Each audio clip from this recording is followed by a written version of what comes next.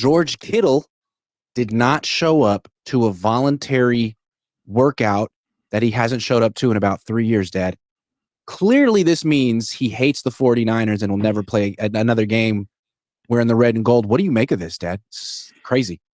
Okay, it may mean nothing, right? Because he's not shown up before. He's a very hard worker. He's a good teammate, and he's a great player. All right. So it may mean nothing.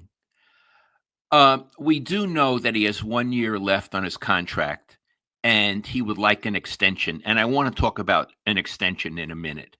So it could be that instead of just the usual not coming, there's also an embedded message which is, I'm not really going to come to voluntary things until we work out an extension for me. But I don't know. But I'll tell you what I don't like about it. First of all, a lot of other players came, and we'll get into some of them in a moment. But this is not a championship team anymore. This is a team that only won 6 games, Iggy. Mm-hmm. Their season was dreadful. I'm not saying the team is dreadful, but their season was dreadful. And it seems to me that a team leader, and he is a team leader, this is the time to show up. Whether you have a contract issue or you just don't feel like coming. And I can't read his mind, but leaders lead. This is a team that needs leaders to lead. And I think he should have got off his tush, got on a plane, and come out and made an appearance because it might have meant something to other people in the locker room. What do you think? I completely agree. And I think what makes it more complicated or makes it look worse for Kittle, even if his heart was in the right place, maybe we don't understand what's going on. This weekend was WrestleMania.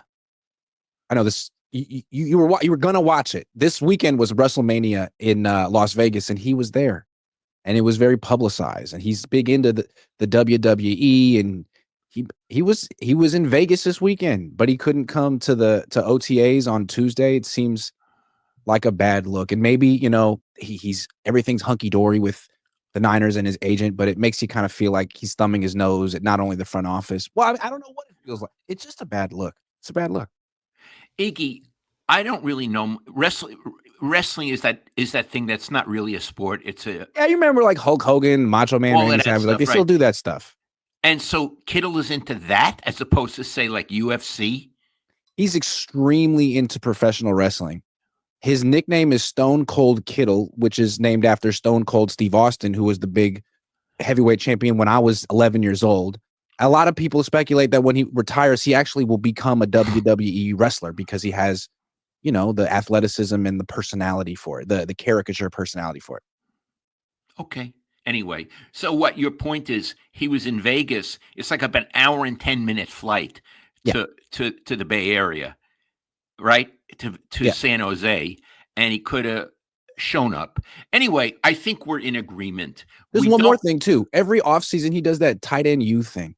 So I liked your point. Leaders lead. He didn't have to be here, but as we're going to mention in a minute, Brock Purdy showed up. Fred Warner showed up. They also have their own contract disputes, but leaders lead. Oh, yeah. And listen, Iggy, I've talked to a lot of personnel people over my years, okay? And this is what they say. Lowell, it's important during the week, during the season, that the leaders practice. It's important that the leaders practice because it shows the younger players practice matters.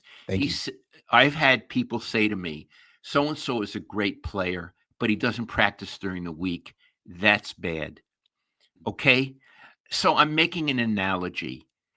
It's not bad that he didn't show up, Kittle, but it's not good. Right. It's not good. And you're thinking not only of yourself and WrestleMania, whatever WrestleMania is, but you're thinking, there's a kid down a few lockers from me. It would mean something to him if I come to the meetings and I show my face. Because we're a team. It's not called Kittle. It's called the 49ers. And I don't roast him for not coming, but it would have been better if he came.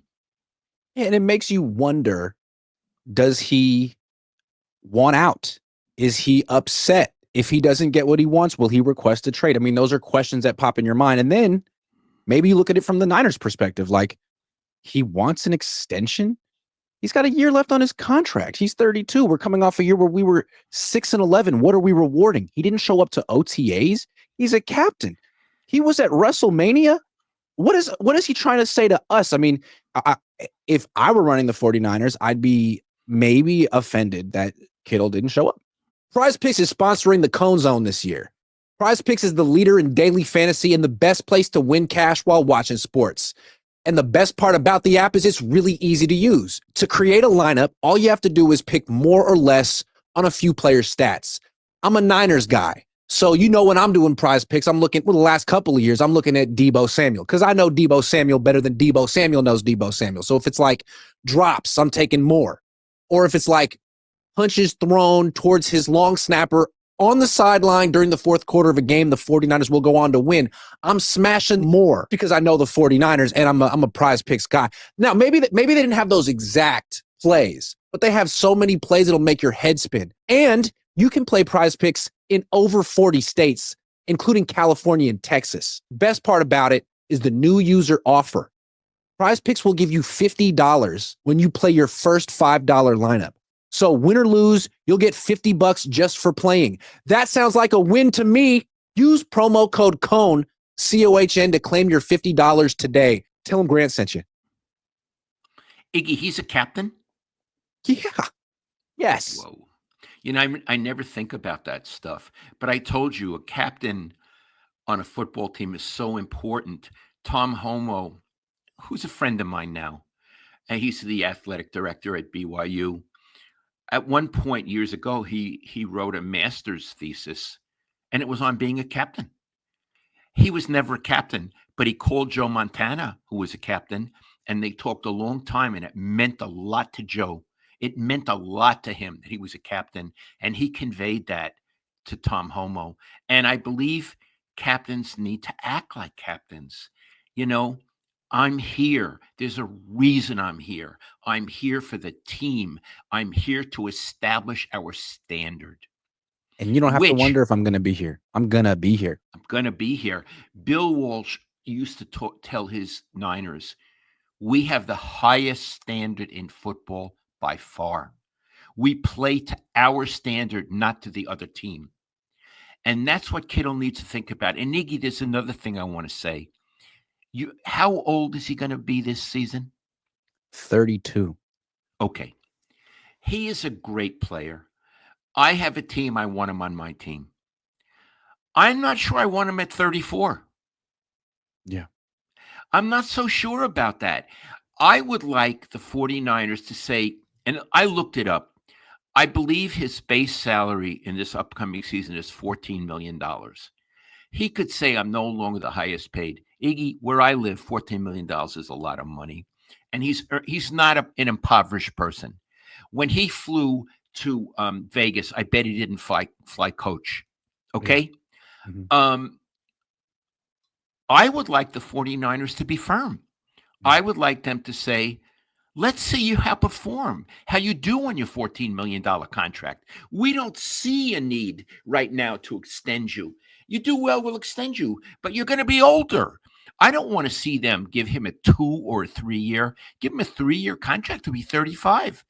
Who knows who he'll be at 35? And I'll tell you something else. I don't think Bill Walsh would have gone for this. I think he would have noticed that he didn't come to OTAs. I think he wouldn't like that he wants an extension. And I know that he got rid of Charlie Young, Bill, for Russ Francis, one great tight end for another. He didn't wait around. He always said, I don't pay for past performance. I pay for what's going to happen in the future. Past performance is history. So I'm not sure that the 49ers should reward him. I would like to see them say to some of these players, play out. You signed a contract. Kittle signed a contract. No one put a gun to his head.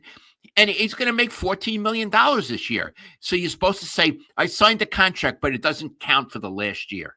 Why? Yeah. Yeah. And if you make me play out the last year, I'll be very angry. I'll be very angry. I'll Yeah. hold my breath. I won't eat dinner. I'll go to bed hungry. Like, okay. Yeah. You signed a contract. And it doesn't mean minus a year. A contract is a contract. So, I wish that Parag and Jed, I'm talking to those two because they have a lot of power. I wish that they would be a little firm. Be a little firm. I'm talking about the team having a standard. I think that's part of the standard too. We need to compete. We need to show up. We need to earn our money. We don't need to be gifted money. Yeah, and like the Niners are in this mini rebuild mode where they just won 6 games. Why would they be giving out extensions to older players? They might need to blow it all up. They're halfway there. I mean, Kittle deserves the money, but it doesn't mean the Niners should be the team that pays him. I'm with you. And one more thing. I can't speak for Bill Walsh. I never met him. And he's passed away. But he was the guy who would trade a guy a year or two early. And it seems like if his options were pay George Kittle, make George Kittle play out his contract, or trade him, he just might trade him. Oh, Bill, here's the thing about Bill. He came across really sweet, and there was a sweetness to him. But Iggy, he was ruthless in ways that you and I could never imagine. He, at the core, when he had to be, was absolutely cold. Cold. And if he felt it was not in his interest to keep Kittle, he wouldn't lose a minute's sleep over it. He'd do what he had to do because his allegiance was to the team. I get the sense that Eddie DeBartolo and Carmen Policy and John McVay were ruthless as well. Oh, again, you know Carmen, and you know how charming. I really like Carmen, and I consider him a friend. I would never want to cross him.